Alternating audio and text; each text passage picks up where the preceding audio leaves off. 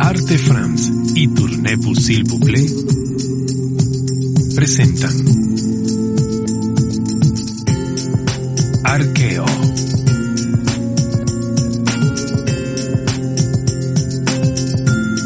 Mi nombre es Peter Eco, soy arqueólogo y los llevaré a lugares muy importantes en todo el mundo. Conoceremos otros arqueólogos y aprenderemos sobre sus investigaciones y sus más recientes descubrimientos. Vamos a embarcarnos en un viaje maravilloso a través del tiempo y la historia.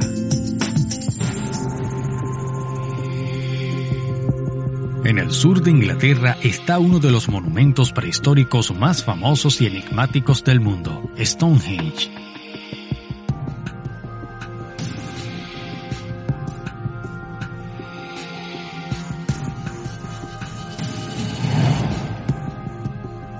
Este enorme círculo de piedra fue erigido hace 4.500 años por el hombre neolítico. Con sus herramientas de piedra, construyeron el monumento más espectacular de la prehistoria.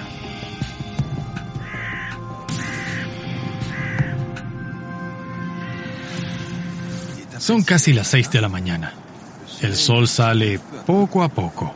Y para ser sincero, hace frío. Sin embargo, este es un momento que no me perdería por nada del mundo, el amanecer de Stonehenge. Este privilegio me lo dio uno de los arqueólogos más reconocidos del Reino Unido, Mike Parker Pearson, quien ha dirigido un programa de excavación muy ambicioso por más de 15 años. Se unió a un equipo de especialistas y a expertos en tecnología avanzada para investigar sus suposiciones e intuiciones. Los resultados que lograron son alucinantes, particularmente esta pregunta: ¿quiénes fueron los constructores de Stonehenge?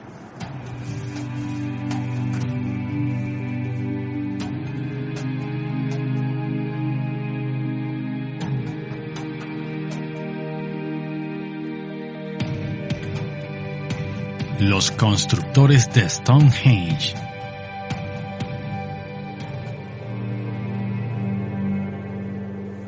Hola Mike. Buen día, ¿cómo estás? ¿Cómo estás? Qué bueno verte.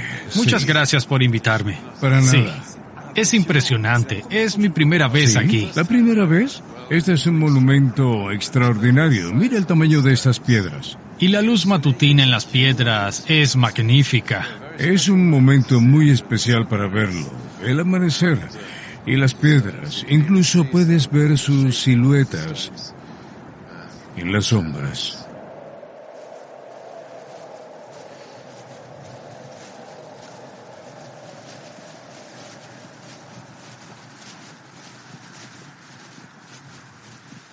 Lo sorprendente de esto son los bloques gigantes, porque podemos imaginarnos la enorme cantidad de fuerza para transportarlos y alzarlos. Sí, los más grandes pesan más de 30 toneladas. Así que se requerirían cientos de personas para extraerlos, arrastrarlos y luego alzarlos. Cabe acotar que con los martillos de piedra le dieron forma a estas rocas. Es decir, martillaban una y otra vez, así que es una enorme cantidad de trabajo, no para cientos, sino para miles de personas. Y estas piedras no son de aquí, provienen de canteras lejanas. Sí, creemos que muchas de las grandes piedras, las que llamamos Sarsen, estaban al norte, a 30 kilómetros de aquí, pero fue una sorpresa cuando los geólogos se enteraron de que las piedras pequeñas, las piedras azules, provenían del oeste de Gran Bretaña, del oeste de Gales, a 240 kilómetros de distancia. No son tan grandes y solo pesan entre 2 y 3 toneladas. Pero aún así es un viaje admirable.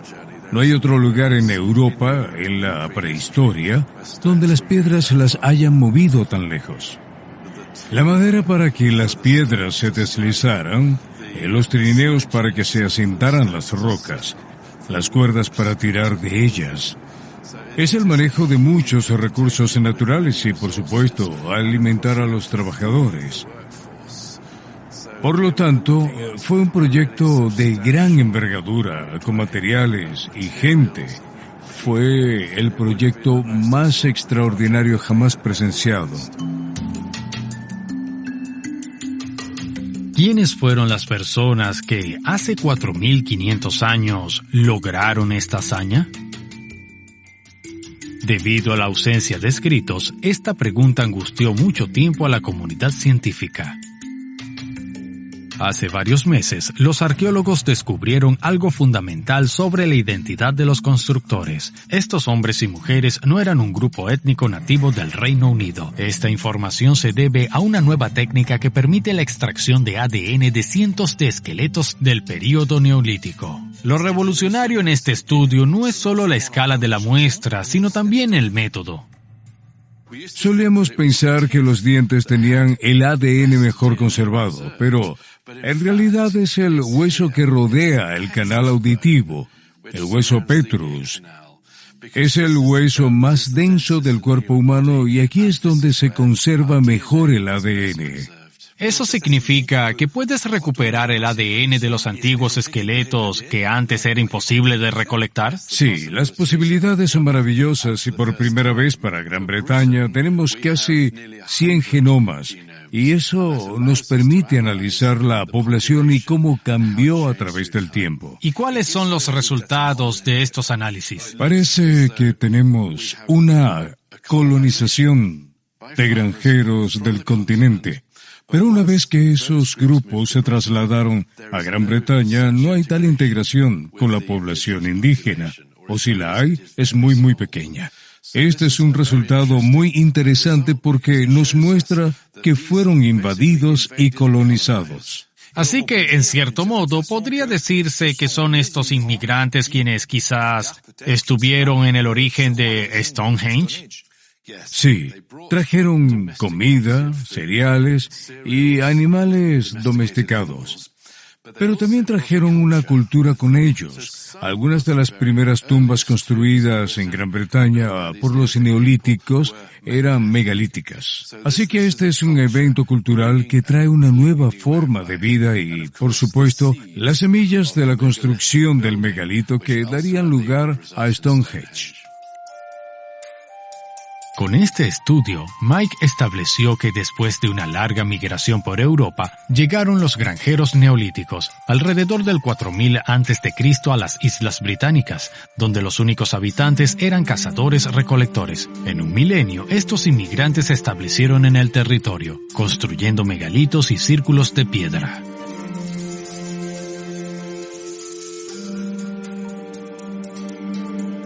Stonehenge es el último círculo megalítico que construyeron en el tercer milenio antes de Cristo.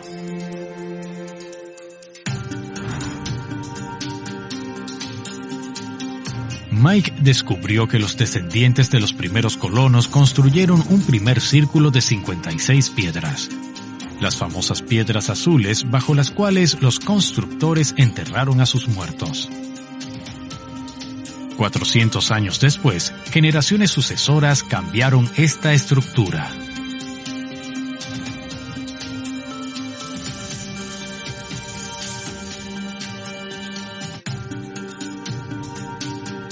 Agregaron 5 trilitones monumentales de 7 metros de altura. Ese conjunto estaba rodeado por 30 gigantescos bloques de arenisca rematados por dinteles que coronaban este gran monumento. Una tarea colosal que hizo pensar a los estudiosos que los constructores estaban obligados a realizar trabajos forzados. Las recientes excavaciones de Mike en las cercanías de Dorrington Walls contradice esta teoría.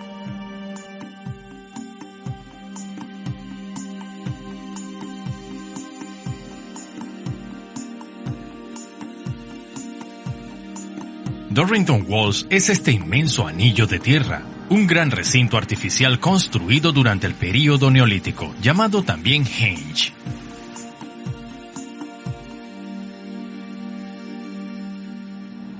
Dime, Mike, ¿un henge es este relieve que forma un círculo a nuestro alrededor? Sí, así es. Esto es Dorrington Walls. Tiene 440 metros de diámetro. Es el Henge más grande y estamos a solo 2 kilómetros de Stonehenge. ¿Y qué has encontrado tanto adentro como afuera?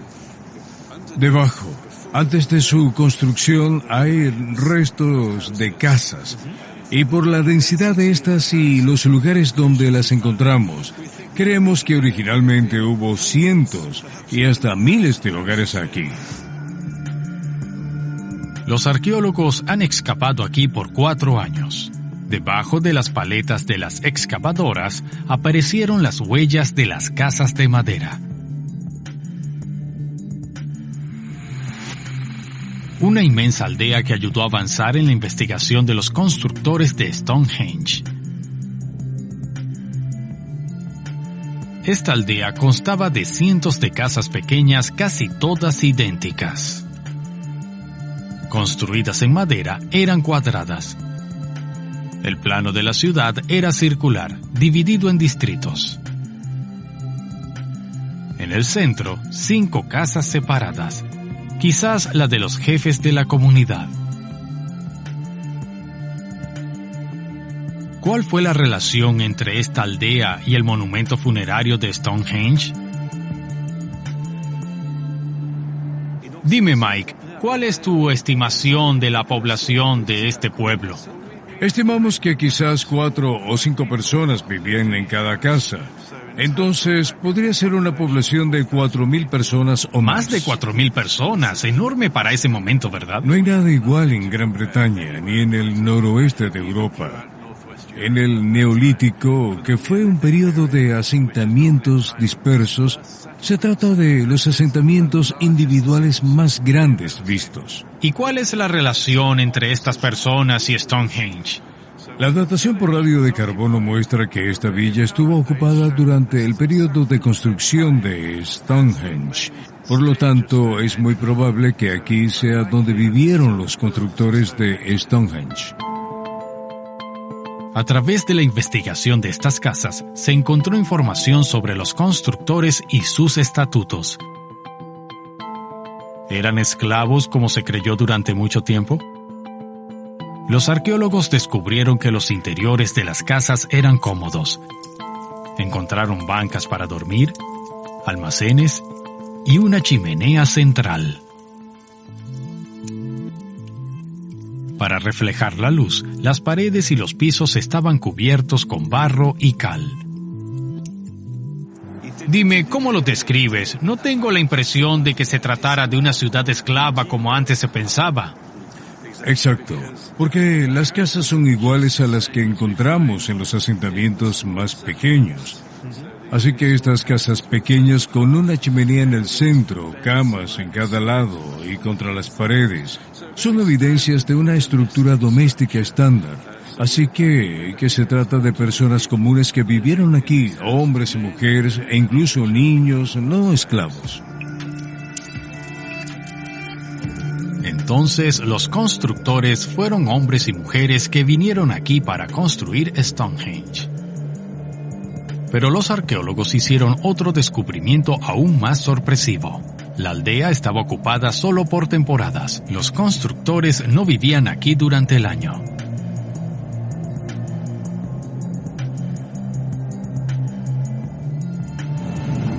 ¿Qué información condujo a esta hipótesis?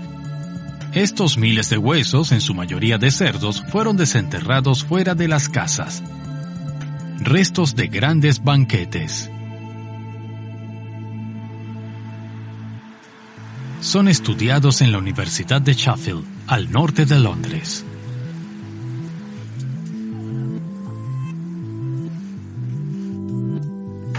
Aquí, en el Laboratorio de Arqueozoología de Humberto Alvarela. Los estudios demostraron que la mayor parte del año los constructores vivieron y criaron a sus animales lejos de Stonehenge. Al observar la base del análisis de los isótopos en los dientes del ganado, y en particular el isótopo en el estroncio, pudimos asociar a estos animales con el área donde vivían cuando pastoreaban. Sabemos que muchos de ellos no provenían del área de Dorrington Walls, procedían de diferentes áreas, no solo de una, sino varias. Sí, los isótopos son elementos químicos que se encuentran en las rocas y son específicos de una región y entran en la cadena alimenticia a través de las plantas, se traspasan a los animales y por último a los humanos. Después forman parte del esmalte dental, permitiéndonos saber en qué región se criaron los animales y de dónde vinieron los humanos. Es correcto. Y en algunos casos, las pistas que obtenemos son de animales que recorrieron largas distancias, tan lejos como Escocia o Gales. Así que la gente que venía con estos animales eran sacrificados y consumidos. Para resumir, podemos imaginar grupos que vinieron de muchas partes de Inglaterra con sus animales y darse un festín en Dorrington Walls y construir Stonehenge. Sí, eso creemos. Humberto también determinó que los constructores se reunían principalmente en invierno. Nacidos en primavera, estos cerdos fueron sacrificados a los 6 meses cuando aún no eran adultos. Al observar con cuidado la edad de la mandíbula y el maxilar de los cerdos, concluimos que la cumbre de los sacrificios era en invierno. Y tenemos un increíble muladar, con una gran concentración de cerámica, sílex y huesos de animales, que parecen estar relacionados con un repentino estallido de actividad, que afectó de gran manera al paisaje. Es decir, es muy alucinante imaginar a toda esta gente viniendo de muchas áreas diferentes y poblando este lugar. Verdaderamente es fascinante.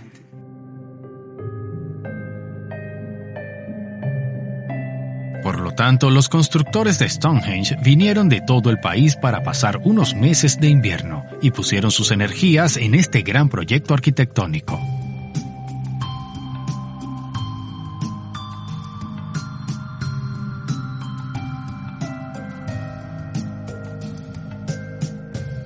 ¿Por qué durante esta temporada específica?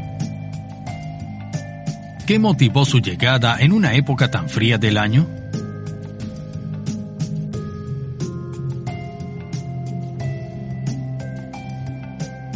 Los arqueólogos encontraron la respuesta al estudiar la trayectoria del Sol. Descubrimos que este es uno de los grandes temas de Stonehenge. Monumentos alineados hacia las direcciones del solsticio, en especial en invierno. Parece que para ellos este era uno de los motivos principales de este paisaje. Stonehenge es el cementerio más grande del tercer milenio antes de Cristo en Gran Bretaña. Así que tenemos tumbas con esta alineación en el amanecer o el atardecer en el invierno. Lo que creo que es importante es que la mitad del invierno está asociada con la muerte.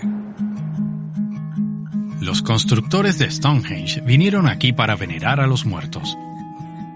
Pero Mike también entendió que celebraban a los vivos. Él comprendió esto gracias a otra construcción, ubicada cerca de la aldea de Dorrington Walls, llamada Woodhenge.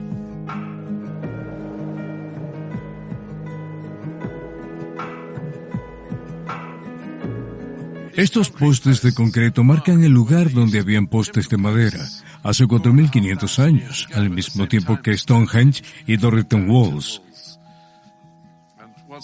Y lo que es interesante es que el eje de este monumento, que es un óvalo, apunta hacia el atardecer en invierno, por lo que es el mismo que está en Stonehenge.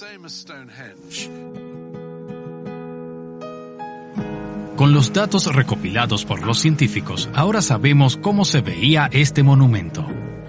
Consistía en pilares altos de madera, dispuestos en 6 círculos concéntricos. Los arqueólogos creen que algunos de estos anillos pudieron rematarse con dinteles.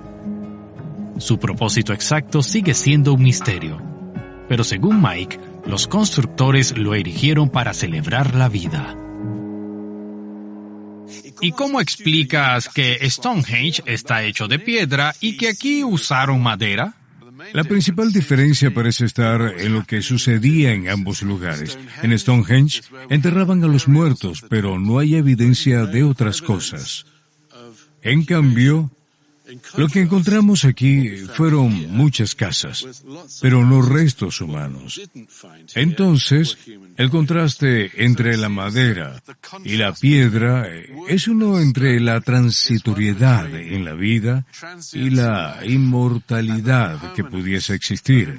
Piedra para los antepasados y la madera para los vivos.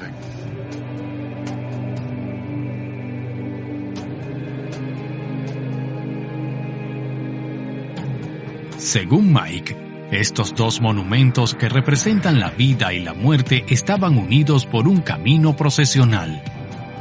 Y descubrió un camino que desciende desde la aldea hasta el río.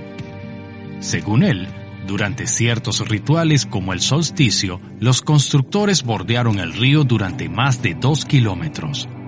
El agua jugó el papel simbólico de la transición del dominio de los vivos a los muertos.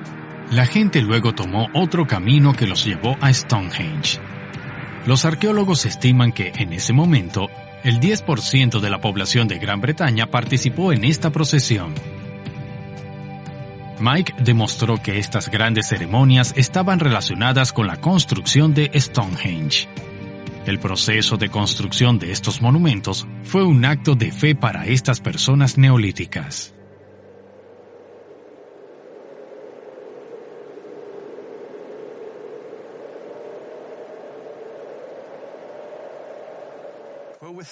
Pensamos ahora que la importancia estaba en el acto.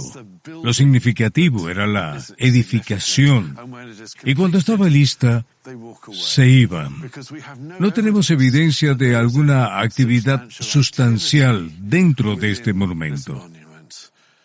Así que no imaginemos que Stonehenge era usado a diario por sacerdotes. No, eso no parece coincidir con la realidad, porque las excavaciones revelan que está lleno de escombros, por lo que parece que fue un sitio de construcción. Así que solo lo construyes y te vas. Interesante. Cuando Stonehenge fue terminada, los constructores abandonaron el lugar. Nadie sabe cómo fue usado o con qué frecuencia. Sin embargo, lo que se sabe es que 500 años después del final de este gran proyecto, el paisaje alrededor de Stonehenge cambió de repente.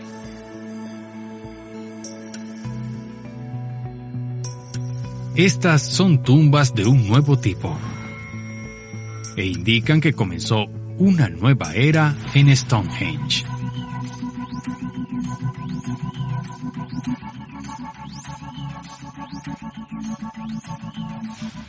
Estos montículos que vemos alrededor de la región son también estructuras funerarias, pero posteriores a Stonehenge. Sí. Ahora estamos alrededor del año 2000 a.C. La fase principal de Stonehenge se construyó casi medio milenio antes, pero el paisaje a su alrededor se transformó. Estos túmulos redondos se construyeron a lo largo del terreno. Tenemos casi 1 millar de ellos en Salbury Plain, cerca de Stonehenge. ¿Y qué sabemos sobre ellos? ¿Quién está enterrado aquí? Las personas enterradas aquí son muy diferentes a los granjeros neolíticos que construyeron Stonehenge. Nunca han sido excavados, por lo que sus ocupantes han permanecido intactos durante 4.000 años. Pero para otros entierros como este, tenemos a algunas de las personas más ricas de Gran Bretaña enterradas en esta área, adornados con oro y con artículos caros como dagas con exquisito mango adornado con oro. Así que estas no eran personas comunes, eran los más altos de la jerarquía social. Y sin embargo mantienen una relación con Stonehenge, el antiguo Stonehenge.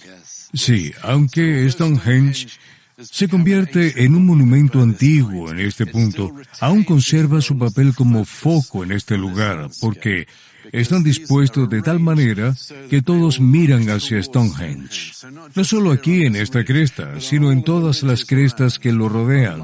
Hay hileras de los estimados muertos, observando desde sus túmulos.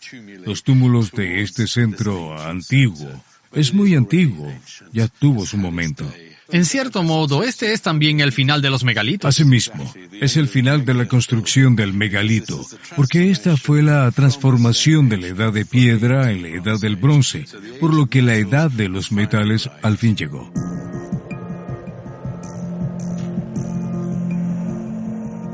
Stonehenge traspasó los siglos. Hoy, el recuerdo de quienes lo construyeron surge del pasado lejano. Después de más de 15 años de investigación, se ilumina el misterio de Stonehenge, las creencias y los estilos de vida de estos hombres y mujeres de la prehistoria.